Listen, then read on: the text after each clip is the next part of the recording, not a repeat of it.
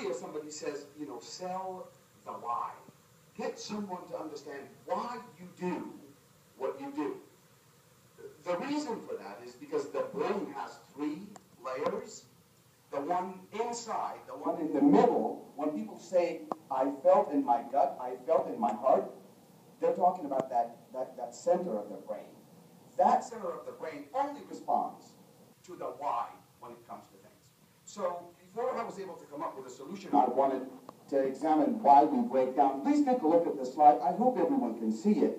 Take a look at it, and on your own, see if you could relate to any of these reasons up there. We're just going to leave it there for about 15, 20 seconds. Take a look at it. You should be able to spot maybe why things are not happening in your store.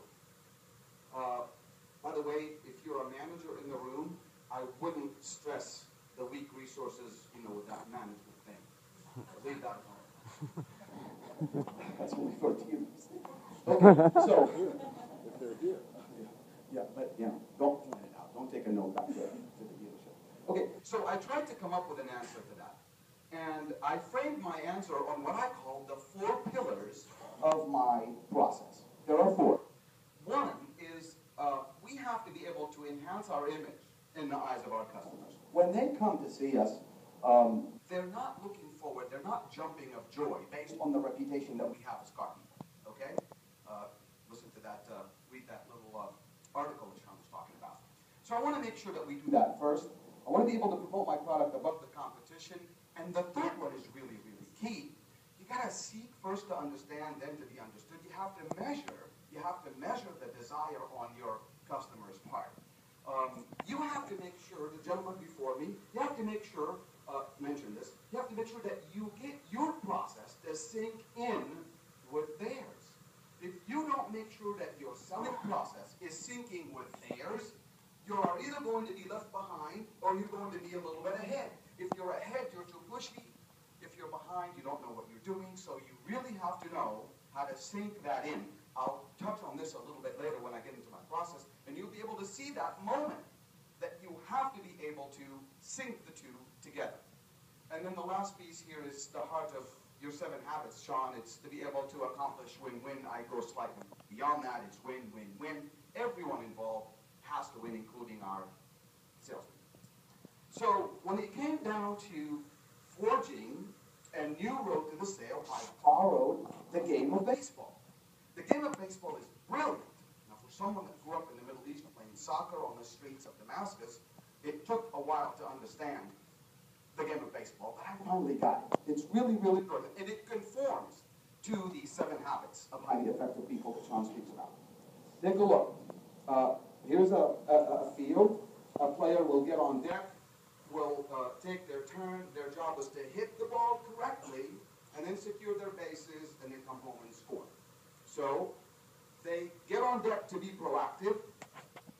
They go to home plate to begin with the end in mind, and then they secure their bases one at a time. So I took that concept and I laid hours on it. And I took those 4 pillars and I created my basis to frame my job and my assignment. So I'm going to get on deck, be ready mentally, physically, and verbally. I'm going to meet a customer, and my first job is to enhance my image and get them to change that perception that they have about us.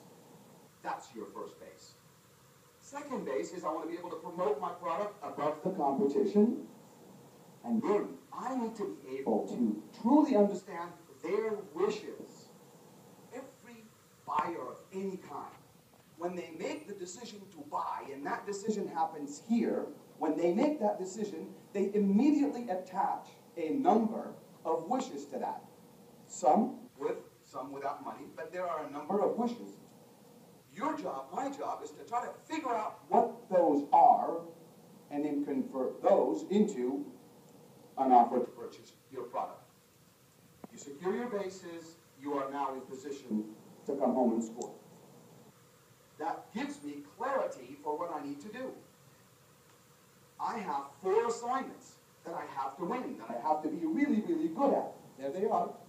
You have the people assignment, you have the product, the formal opening of the transaction, and then finally reaching that win-win agreement. And the sequence of these assignments must be very, very clear and very, very framed based on what you see in front of you.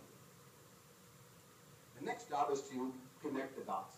So, to get on my first assignment, to secure my first base, I have three very, very clear steps.